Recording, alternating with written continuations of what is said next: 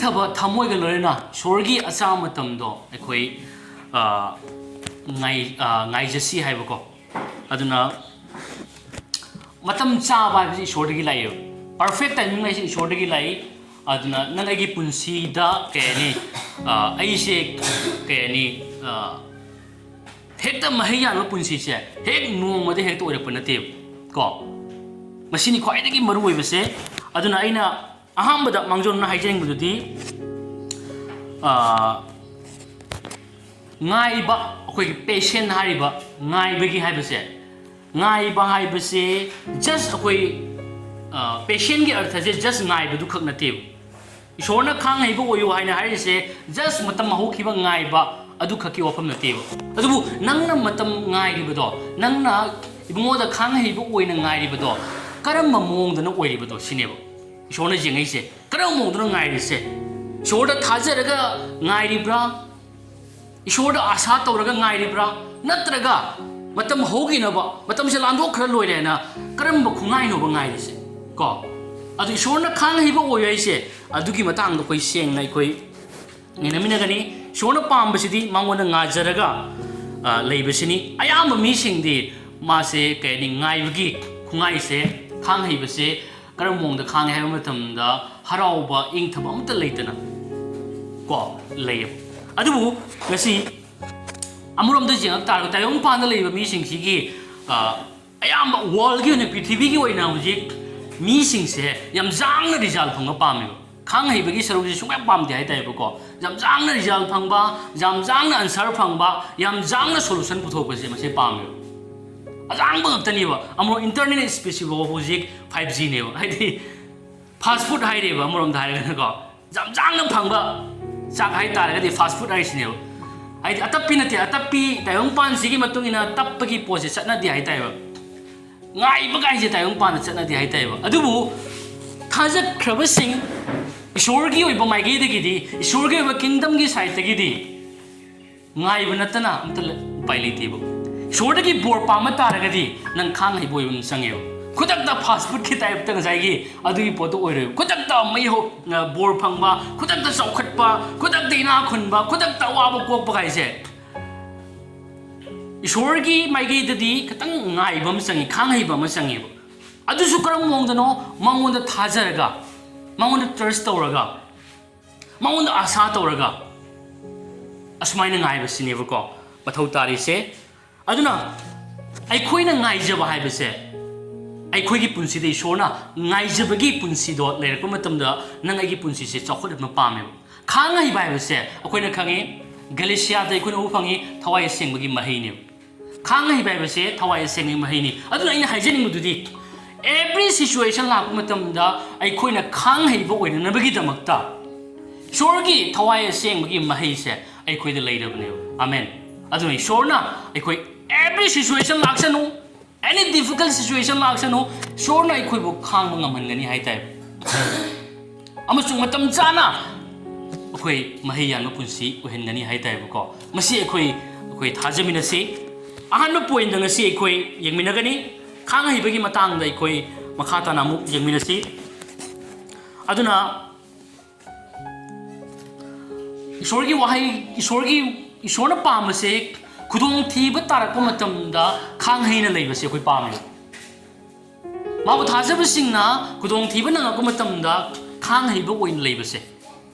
ꯃꯁꯤ ꯏꯁꯣꯔꯒꯤ ꯑꯄꯥꯝꯕꯅꯤ ꯏꯁꯣꯔꯒꯤ ꯋꯥꯍꯩꯅ ꯍꯥꯏ Psalm 37ꯒꯤ verse 7ꯗ ꯁꯨꯃꯥꯏꯅ ꯍꯥꯏ Psalm 37ꯒꯤ verse 7ꯗ ꯃꯄꯨ ꯏꯕꯨꯡꯉꯣꯒꯤ ꯃꯐꯝꯗ ꯄꯣꯊꯥꯖꯧ ꯍꯥꯏꯀꯣ ꯃꯄꯨ ꯏꯕꯨꯡꯉꯣꯒꯤ ꯃꯐꯝꯗ ꯄꯣꯊꯥꯖꯧ ꯑꯈꯥꯡ ꯀꯟꯅ ꯃꯍꯥꯛꯄꯨ ꯉꯥꯏꯌꯨ ꯄꯨꯟꯁꯤꯗ ꯃꯍꯩ ꯌꯥꯜꯂꯤꯕꯁꯤꯡ ꯎꯔꯒ ꯋꯥꯔꯨꯒꯅꯨ ꯑꯗꯨꯒ ꯅꯝꯊꯥꯛ ꯇꯧꯕꯗ ꯃꯥꯏ ꯄꯥꯛꯂꯤꯕꯁꯤꯡ ꯎꯔꯒꯁꯨ ꯅꯁꯥ ꯈꯣꯏꯔꯥꯡ ꯈꯣꯏꯁꯥꯎꯅꯒꯅꯨ ꯍꯥꯏꯕ ꯅꯨꯡꯀꯣ ꯁꯤꯒ ꯍꯥꯏꯔꯤꯁꯦ ꯑꯃꯨꯛꯀ ꯄꯥꯖꯔꯛꯀꯦ ꯃꯄꯨ ꯏꯕꯨꯡꯉꯣꯒꯤ ꯃꯐꯝꯗ ꯄꯣꯊꯥꯖꯧ ꯍꯥꯏꯀꯣ ꯏꯕꯨꯡꯉꯣ ꯃꯍꯥꯛꯀꯤ ꯃꯐꯝꯗ ꯄꯣꯊꯥꯖꯧ ꯑꯈꯥꯡ ꯀꯟꯅ ꯃꯍꯥꯛꯄꯨ ꯉꯥꯏꯌꯨ ꯍꯥꯏꯀꯣ ꯑꯈꯥꯡ ꯀꯟꯅ ꯃꯍꯥꯛꯄꯨ ꯉꯥꯏꯌꯨ ꯄꯨꯟꯁꯤꯗ ꯃꯍꯩ ꯌꯥꯜꯂꯤꯕꯁꯤꯡ ꯎꯔꯒ ꯋꯥꯔꯨꯒꯅꯨ ꯑꯗꯨꯒ ꯅꯝꯊꯥꯛ ꯇꯧꯕꯗ ꯃꯥꯏ ꯄꯥꯛꯂꯤꯕꯁꯤꯡ ꯎꯔꯒꯁꯨ ꯅꯁꯥ ꯈꯣꯏꯔꯥꯡ ꯈꯣꯏꯁꯥꯎꯅꯒꯅꯨ ꯍꯥꯏꯕ ꯑꯗꯨꯅ ꯁꯤꯒꯤ ꯁ꯭ꯀ꯭ꯔꯤꯞꯆꯔꯁꯤꯅ ꯑꯩꯈꯣꯏꯗ ꯎꯍꯜꯂꯤꯕꯁꯦ ꯑꯩꯈꯣꯏꯅ ꯈꯪꯉꯤ ꯐꯠꯇꯕ ꯃꯤꯁꯤꯡ ꯍꯥꯏꯇꯥꯔꯦ ꯐꯠꯇꯕ ꯃꯤꯁꯤꯡꯁꯦ ꯏꯍꯣꯠ ꯍꯣꯠꯅꯕ ꯂꯩꯇꯅ ꯌꯥꯝ ꯌꯥꯡꯅ ꯃꯥꯏ ꯄꯥꯛꯄꯁꯦ ꯑꯩꯈꯣꯏꯅ ꯎꯕ ꯐꯪꯉꯦꯕ नत्रा यम चांगना अफब मीसिंगसिना केनी मतम चंगनो होनरगसु एकदम प्रॉब्लम समस्या दम थेंगनबने अदुबु फतो मीसिंगना तौरुब मतमसिदा पुरा माइ पापसि लेयेब अदुइ मतमदि सोना हाइसिना मखोइगी माइ पापु दोरेगा नोइ कलौगनु मदुदा साउरगनु हाइबसिनेब अदुबु नंगदि ईश्वरदा मदुगी मतमदुदा कलक्पगी साउबगी मौता ईश्वरदा ओइना थाजब थम हाइबनेब आइगी मांगदा गसाइगी अरानब थबक तौरगा चुमदब थबक तौरगा चुमदब मीना माइ पाखि बाइबसि उ मतमदि साउनिंगदोइनेब सोइदना अफब चुमब तौब लेतना माना तौग्री माइ पाखिबा मयाम सिंजुलकपदा मयाम फरक तोरिबनि अदुना ईश्वरदा ओइना एखोइना मिफम थम मथौ ताइ फना मीना इना खुनखि बोइसनु फना माना चौखटखि बोइसनु माइ पाखि बोइसनु अदुबु थाजब सिंगी थौदि प्रभु दोइना गाजब को प्रभु द गाजब पुंसी से मिंगोंदा येंगा मिगी चौखटपुदु उरगा कलकन जावबगी थबक से मसे थाजब सिंगल लेबम सुंदोक थोकते हाइताय थाजब सिंगी ईश्वरदा गाजरगा लई अदुना ईश्वरना खंगदब लेते पुनमक उइ तौरिबा थबक सिंगे चुमब्रा चुमदब्रा थाजब सिंगना तौरिबा अदुगा फतब सिंगना तौरिबा थबक सिंगदो मदो चुमिबा चुमदब्रा हाइसे मा सेंगना लोइना उइयेबा अदुना माना खंगी नंग आइगी पुंसी से अदुना जाम जांगै ना खुनिंग सिंग से दंदी फंगदना तोकते प्रभाव ताइसेको अदुना अखोइना मोइ सिंगसिने ना खुन मतमदा अखोइ कलौबगी साउरबगी मथौ तादियो को अखोइदा लाक्तिबा सक्सेस सिदि मसे लॉन्ग लास्टिंग ओइगदबा सक्सेस नेबो को ngahak prang prang tawdna ngasai mitmang sida ngasai gi arang rak myam torma kan foot mang khido na thiu ai khoi dei sona pia pam sidi akoina khang Jeremiah 29 ge 11 da yamna bright future ne bakoi gi damak tadi aduna isona pam isor gi aina ngasai je kre isor gi bor pam tar ga di khara khang ai bam sang ai ko khang ai ba yaudna isor gi bor se phang ba ya de असे यार ने ईश्वरी bore से लौबद Louis है नते ईश्वरी bore से लेबसु याब नते अखोइना मांगोंदा थाजब खकी मपाना माना मतम चाना अखोइदा बिबिगनी हाइबने आमेन अदुना अखोइ कलक्पा मिहोबा अदुना खुदिंगमक तौरिबा उरिबा मिमांग उरिबा मयाम सिंगदो मदुद मिफम थम नतना ईश्वरना खुदिंगमक तौबा ngami मागी खुद खुदिंगमक लै माना खुदिंगमक अफबद ओंथोकपा ngami हाइबसे मसे अखोइ थाजमिनसिबा अखोइ अहान पीटर अनि कुंदको को अमतंग अखोइ मांगोमदा लेसन मिनगो लेसन मिनसि अदुगा अतोप वारी ngamtang साबिगनुको अदुना अखोइना हजि ngangi मै सारि मि बांग सायबको अदुना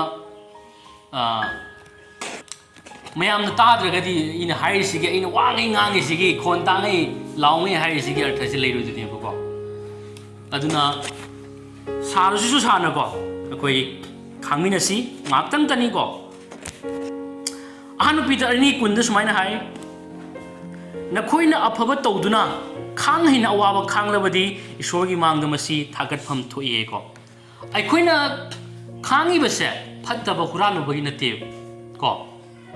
अदुना अखोइना खांगिबा अवाबसिदी मसे असुकी मतिक याइफबा पुंसिनी याइफबो ओइरकदबनी अदुना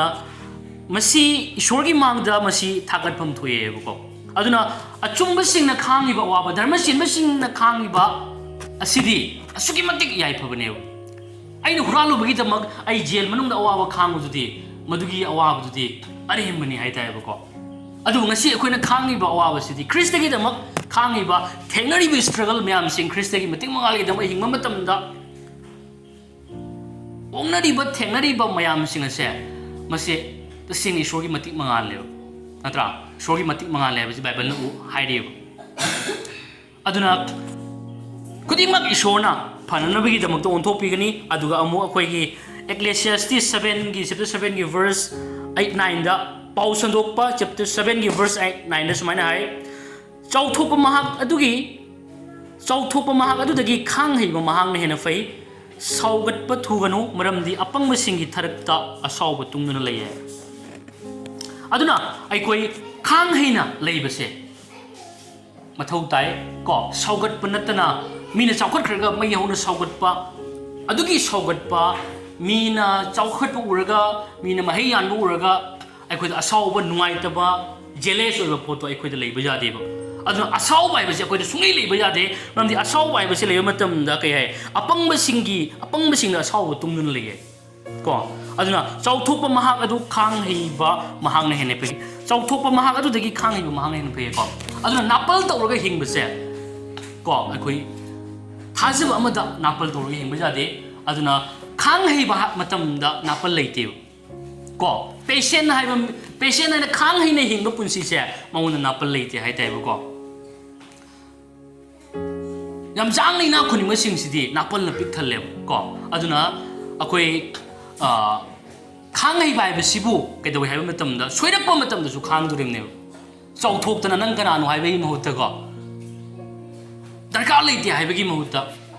खांगबी दुरिमने हाइता है को माना पुनिंग होंगलकपा माना ज्ञान तारकपा सोइरकपा तारगसु माना ज्ञान तारकनबगी मतमदु फावदा खांग दुरिमने हाइतायो खांग हिबो मतमदुदी असाउब लेते चौथोकपा लेते ngang saknaba yadu mina du lale kata mana soire nang saigi aisu hekta ma kana noina khumba khut hanbagi thabak se khangai ba miyam du leite hai tai khangai ba sigi magun je jam tina yame tai do makata na koi amuk jeng mina gani aduna aina haijening du di ai khoi gi punsi se akoi shona khangai na hingba se magi apama du ni अदुगी मरमना अखोई से अखोई पुंसी से मी अतई गसु चांगनब यादे compare तौरगा अखोई हिंगबा अखोई तोथोक्से हाइताइबको मा अदु तौग्रे मादि अदु ले अखोइदि लेते मादि दुमाइ चाइ मा दुमाइ थै अखोइदि लेते हाइबगी मादि अदुकी थाक यौग्रे अदुमाइना कंपेयर तौरगा अखोई मी कंपेयर तौरगा हिंगबसे मसी अखोइदा लेबा यादे हाइबसिनेबको अदु खप्त नतना अखोई मतम लेबा खिबिदा ngasi अखोई शोर अखोई थाजब थमगा नंग अगी पुंसीदा कयानी अगी अपामबदो हुजि हुजिमक उबा फंगद्रगसु को अखोई ईश्वर थाजरगा हुजिमक अई उद्रगसु प्रभुदा खांग हेना खांगबा थाजब थमगा को हिंगबसि मथौ ताय को खुदक्ता अगी पामबदमक उद जादे फंगबा जादे अई तौदबा जादे हाइबगी मदुगी थबक तो खांगैब अमदा लेबम थोक्तेब खांगैब अमना ईश्वर थाजदुना लेयब आमेन मा अथु हा मंगोद लेते मा हुजिमक फंगदब जादे हुजिमक माइ पाक्तब जादे हुजिमक चौखतब जादे हुजिमक पाखुम फंगदब जादे रिजल्ट फंगदब जादे हुजिमक सोल्यूशन फंगदब जादे साइगी ताइबंग पानबगी अथु हागी केनो पुंसी से मसे अखोइगी थाजब सिंगदे यम तेना चानद्रब पुंसी अमनि हाइबसे आई अहान पॉइंट अगर थमजनी अहान पॉइंट अगर मरुब वफम पंजनी खांग है नंग खत ईश्वर नाते खांग ईश्वर की खंदोख्रब माइचौ क्या मसिंग थिंगमदना मखोई खांग लाखी तुंग ईश्वरना माइ पाक पुंसी पीबीखेब अखोइना खंगी अब्राहम की पुंसीदा अब्राहम से ईश्वर वासक पीबा फंखीबदो मा हेक्ता फंखीब नतेब मा गाइखीब चही 15 गाइखी अब्राहम चही 15 गाइखी अदुगी मतुंगदा मा हाइबा ईश्वरदगी वालेट पीबदो फंखीबनेब जोसेफ अखोइना खंगी अनि वालेट नबा मतमदा मागी मचिमनाव कयाना मयामना अखोइगी गुहा मनुंगदा थादरगा अदु इजिप्टदा मिनाय ओइना जोंथोखीब खंगेब अदुबु जोसेफ से मा गाइखी क्या कोई ना सही तौंग गाइखी दुगी मतुंग नि इजिप्ट की प्राइम मिनिस्टर ओरेख्रिदो आमेन अदु खतनंदरा गाइखिबी मतांगदि मोजेस गाइखी सही निफु मोजेस गाइखिब सही निफु नि सही अम खनते को सही निफु गाइखी अदुगी मतुंग नि इजिप्ट की इजराइल मसा सिंग पुथोरखिबदो आमेन अदुमाय तौदना नसाइगी डेविड सु गाइखी डेविड से एनोइंटिंग तौर मतुंगदा मासे निंगथौ ओननबगी दमक्ता सामुएलना थाव लोइबिख्रेब एनोइंटिंग तौग्रेब अदुई मतुंगदा डेविड ना गाइरमिसे सही 35 अमुक गाइखेब मा निंगथौ ओननबगी यो अदुना गाइबा हाइबसे हौबदगी हौना ईश्वरगी मचा सिंग मनाई सिंग माना खंदोख्रब सिंगदगी अदुम गाइबगी थबकसे तुम लाखि हाइथाय अदु खतनंतन अखोइना खंगी प्रभु यीशु ख्रिस्ता मा सही 50 गाइखेब जीसु सही 50 गाइर मतुंगदा मा थौगल तोरख्रिनि यंखो अदुना इस्राउ सिंग गाइबसे ईश्वरगी अपामनी अदुना गाइबसिना नसी नंग अइदा aduna ishorna pambasidi akoigi punsisida sumaina su hai bible da saina pagibada akoigi pau sandokpagi chapter 7 gi verse 8 ki 9 gi ahan beisarukta thabak ama hobadagi loisan mani hena phaye aduna poloida mahi phangbase mahi sabasneba hawbada nungaibaga tungda wana lemada akoi job ki punsida su khangeba natra job se ma matam khara ma nungaiba phangnabagi damakta ma ahobada wakhiba adubu poloidadi asuki matik bor se mana phangiba leiramba sampati lan tumadudagi double hena ma blessing phangkiyo amen aduna ishorgi adugum laba sangsar sida ishorgi ba kingdom sigi matungina ishorda thajaba oiba taragadi ai koi khang hibo minasi aina hujik prayer tawre prayer gi pakum hujik ma phangdre aina ai puning waningai leiti ko aduna ishorna ai koi na hijek do ma ai koi punamak khangi punamak tabi haibase haibasigi thajaba siga loinana koi ngaibam sangi amen aduna ai koi khudingmak se ngasi ngairibni haitai ko leiri ba koi khudingmak se ngasi ngairibani khangai bo minasi hoi mapung phadabadi koi kana mapung phade adubu ai koi da asa di lei shorda asa tawjari bani sumai oida khigani sumai chokhola khigani ko church se am chokhot poira khigani adu khakta natna ai gi punsi da su asiki matik mahi yan bo oira khigani se gi asa ne ba ishona matam chana thungan bigani amen aduna ai chahi da yengoi si ko chahi da yeng da mi myam asiki temptation siga thuyeba chahi asuk yoro phaw waina ko ishora ngai ba se matam waste to ina teba jinau sing amen matam manghali na teba koi na ngai ri se ishora ngai jo mi sing se matam suang mang de ai sini jinau sing mase koi thajami na se ba akoi makha ta na mu jeng mi na si akoi any asugum laba awaba phibam lakpa matam da akoi haijaba se akoi asugi matik maroi haijaba gal loina na akoi khang haina akoi hingmina bagi matang dani Psalm 40 ki verse 1 da akoi amuk jemi asi Psalm 40 ki verse 1 da sumaina hai ngai jerami aina mapui bungo gi matengbu puning tapna tabi ki bungo na ai gi haijaba du hai ko samda akoina u fangi David na ishora kapchaki haijaki adubu ishona paukum bibi kewa ngai jerami aina mpui bungo gi matengbu puning tapna tabi ki bungo na ai gi haijaba du hai aduna David na aruba situation lagu matamda ma haijaki khangzaki kapchaki adu ishona matam chana adugi paukum bibi kewa aduna paukum hujima phangdre haina aikoi ngasi ishona aikoi gi haijabase tabiram mo haibadu die koi sungan khanba yadi ba aikoi ki khanbasi gi wang mada ishona thabak tor aikoi gi tungda ko aikoi na ubasi gi minna ubasi gi wang mada ishona aikoi gi damak thabak tawre ba pharana bagi damakta mana sille base masi aikoi thajamina si Romans chapter 12 ki verse 12 ta kai haimatam da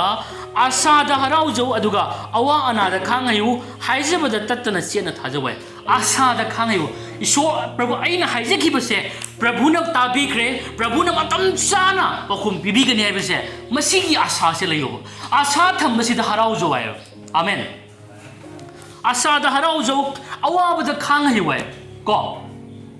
khangai ba ma ngasi aikoi oimina ba ma asuki matik aikoi mathau tai haite hai business now sing aduna aikoi ngai si khangai boina ngai si adubu karam khungai no asa ga loina ko wana nate oidoire oirak haida masagi are mada ngai ri ya la ai basi asi natabida soidana ohengani haibagi asa ga loina thajaba loina ngai basini sona pamisi thajaba loina ngai ma ha ga do mamon awaba leite haita awaba sungli leite aduna akoi thajaba loina bungoda full asa tawraga full asa sina kai ta yai matam da Philippians 4:4 gi matungina matam punamakta ibungoda harau joy harau jadu se kaino ai gi situation any laksano yong Paul ga Silas ka do jail manung namjali ne namjali do moi maral phatta ba tawr bagi na te इचुम Chumna लंबी चचरीसे Moina सेंगदब थवाई अखोइगी खेन अदुइदी किथुम पुबा मी लेरमबदगी ngसाइगी Moina तानथोमेब किथुम पुबा थवाइदो Moina नुपी अमा थेंगनाबदगी Moina तानथोम मतुंगदा अदुम मोइगी हुजिकी HYBE लानमी सिंग उबदगी हेक्ता पोल का Silas का jail मनुंग नमसन मिने मरम लेतना नमसन मने अखोइगी पुंजिसु मरम लेतना हेक्ता jail मनुंग थाजन गरदी अखोइ कमाय नुंगाइगद्रा मरा सुंगै लेतबिदा नंग जेल दा लैयोइना टेप तप तांगै फुरगा जेल मनुंग पुसन दारगदी कमाय हराउदोइनो अदुबु पोल न कय हाय तप तांगै फुरगा जेल मनुंग थम मतमदा हराउजो हाय हालेलुया हराउजो नुंगाइजो मतम पुनमक्ता इबुंगोदा हराउजो हायरेबा अदुना सिचुएशन न मरी सुंगै लेनदेबा खोइ हराउबसे करिगिनो मन हराउजरिदो मरमदि प्रभुदा मा आशा तोइबा प्रभुदा आशा तोइ प्रभुना मफम असिदगी थोगन बिगनी मागी थोगोलगी दमक मसलन गने ऐसे मा थाजयु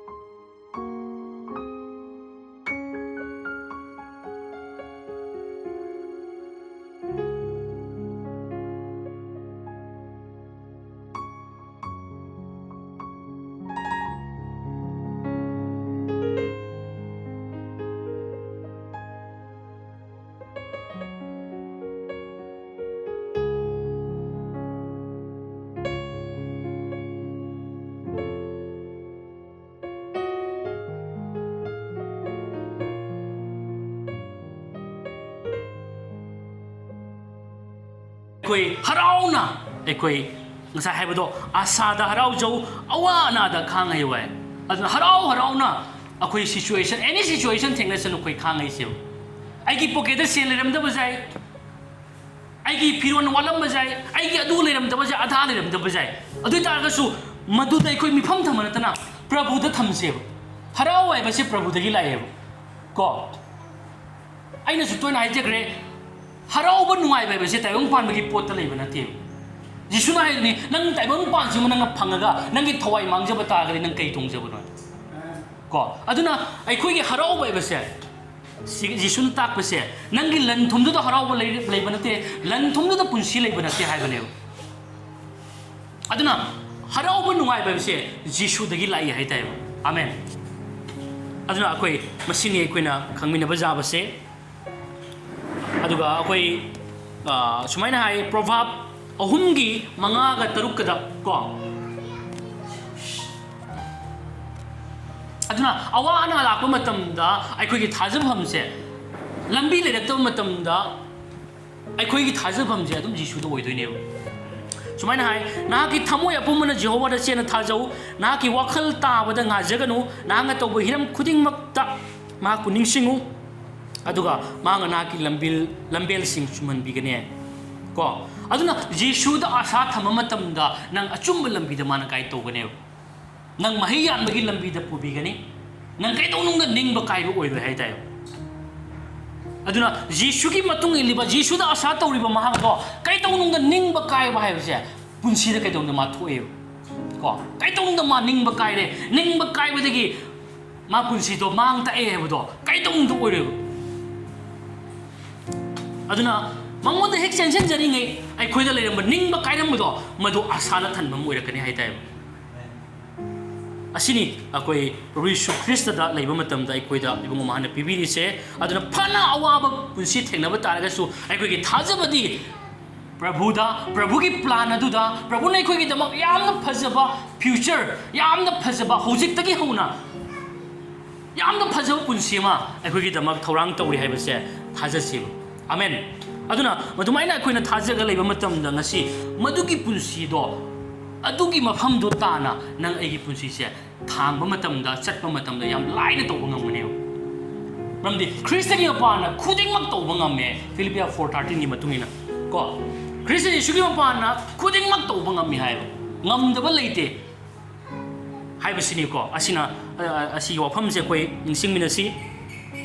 aduna aikoi haijabadi aikoi haijabada leisi any problem lakpa taraga su haijadaba shora dum silakane na prayer tawdabudi aikoi tawrosi ko prayer sina hena aikoi mangonda kaina prayer mangonda changsing jaringai ai hena asa phangane ko mangonda gi lapthoga dum problem silakane na congratulation daga leibudi yaroi ko aduna problem tarakma matam da prabhu de tension jam matam da aikoi hena asa phangani hena haro phangani aduna mangonda hena koi chensin mina si haiba sini in haijaning base aduna ninghan level itana nasi koi Prabhu de chensin mina si aduna ai khoi na chingchin jari base masi kai donung are manate aduga masi ani shu point gi aroi basarukta aina haijaning dudi ishorna matam chana nang ai gi tarka lebu pibi gane mangon dagi pirak toiba matam se kaitong da Prabhu nang sukteng nang wanda pibiri siya na highway Prabhu matam sana pibigi da magthagachani harakane amen chap chapa perfect time do madugi chap chana ngasi aikoi gi tarka lebu pibigi ni thengsu thengoi ngansu ngan loy amen masi sumaina shona pibigi ni duna mangon da expect tausi mangon da asa tau jasi amen haije bagal loyna mangon da khang hina ngai jasi haibasini